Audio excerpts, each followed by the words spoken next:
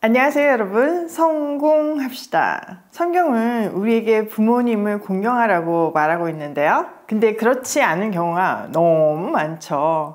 우리가 지금 돌보고 있는 아동 양육시설에 자라는 자녀들만 봐도 그 아이들이 어떻게 부모를 공경할 수 있겠어요. 그렇지만 공경하라고 해요. 그럼 그 문제를 어떻게 우리가 적용할 수 있는지 본문을 통해서 한번 보도록 할게요.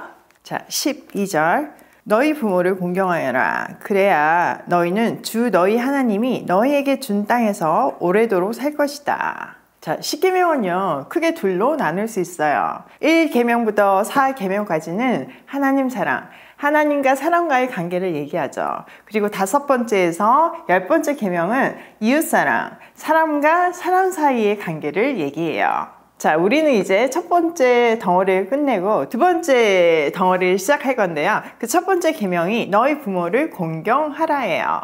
이것은 하나님과 백성들을 설명하는 가장 기본이 되는 관계이기 때문이죠. 자, 공경하다라는 단어는요, 하나님의 백성이 하나님을 향한 자세를 묘사할 때 주로 사용되어요. 그런데 지금 인간관계에 적용되고 있잖아요. 근데 이게 다른 데는 사용 안 되고요, 오직 부모와 자식 관계에서만 적용이 돼요. 또 부모를 공경하라는 이 계명 뒤에는 너희에게 준 땅에서 오래 살 것이라는 축복의 약속이 보장되어 있어요. 그만큼 중요하고 그만큼 어렵다는 이야기죠. 사실 부모와 자식 관계가 좋게 잘 유지되고 있었으면 이렇게 인간관계의 첫 번째 계명으로 법으로 딱 제정해서 주시지 않았을 거예요. 잘 시행되고 있지 않았으니까 이렇게 법으로 주신 거죠.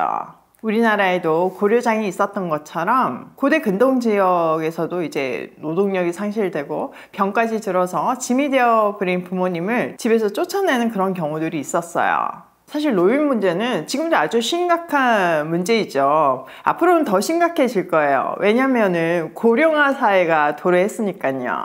우리나라는 유교 문화가 있었기 때문에 효가 아주 강조되어서 의무적으로 부모님을 모시는 경우가 많았어요. 저희 아버지 때까지는 그랬던 것 같은데 요즘 세대에는 거의 모시는 사람이 없죠. 앞으로는 더 하겠죠.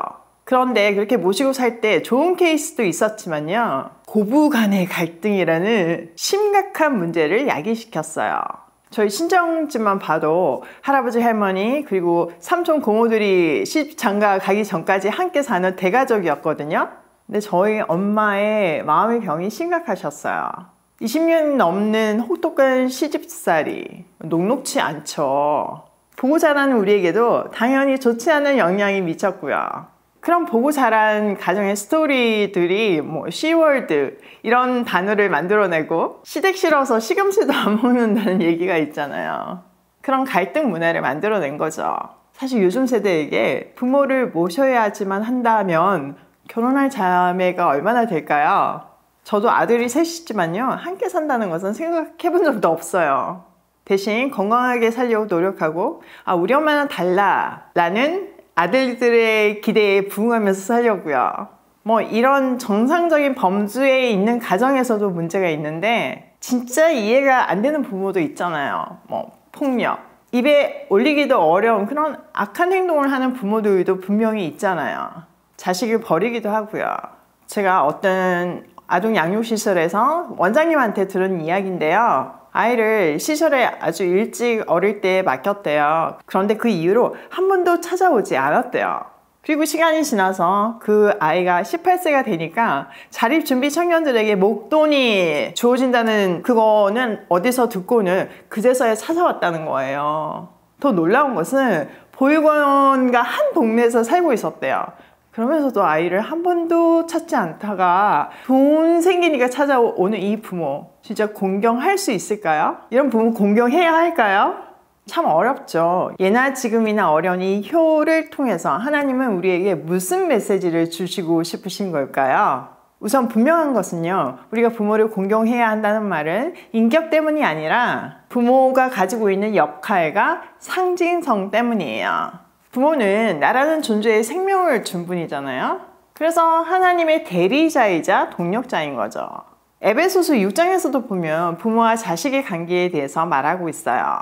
먼저 자녀들에게 부모에게 순종해야 한다고 말하고 있는데 그 순종은 주 안에서의 순종이고 본성, 율법, 복음에 근거한 순종이에요. 여기서 본성은요, 자녀가 부모에게 순종하는 것이 순리이고 이것은 일반 계시로서 모든 인간에게 알려주셨다는 뜻이에요.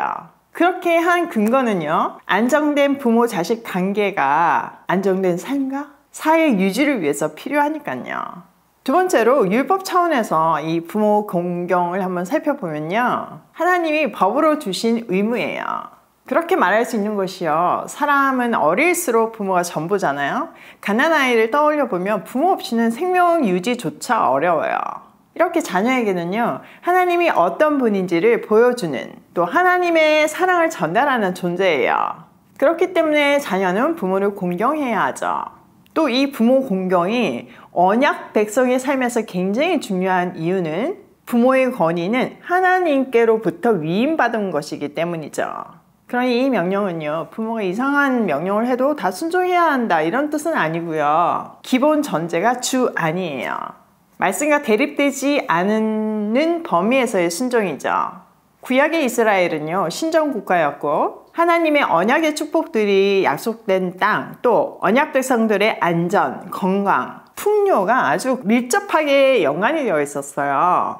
그래서 오늘 본문에서도 너희에게 준 땅에서 오래 살게 할 것이라는 축복의 약속이 주어진 거죠.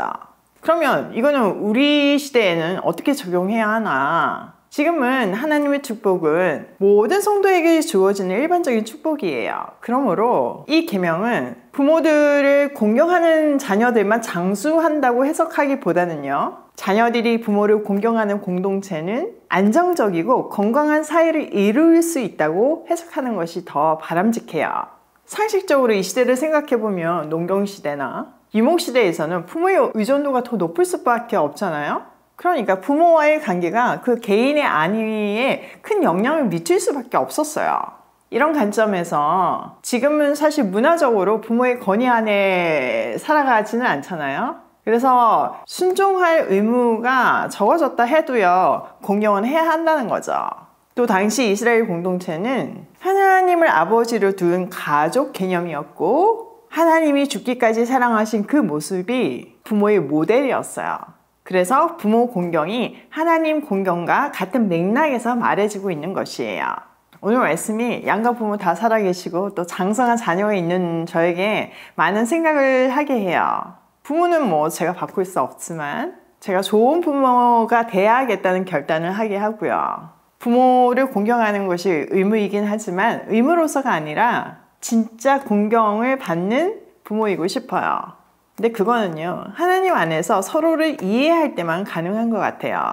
자, 오늘 내용을 우리 삶에 한번 적용을 해보면요, 첫 번째, 부모 공경은 의무이다. 이건 의무예요. 부모의 어떠함이 아니라 그 존재 때문에, 나에게 생명을 준 그 위치 때문에 공경해야 하는 거죠.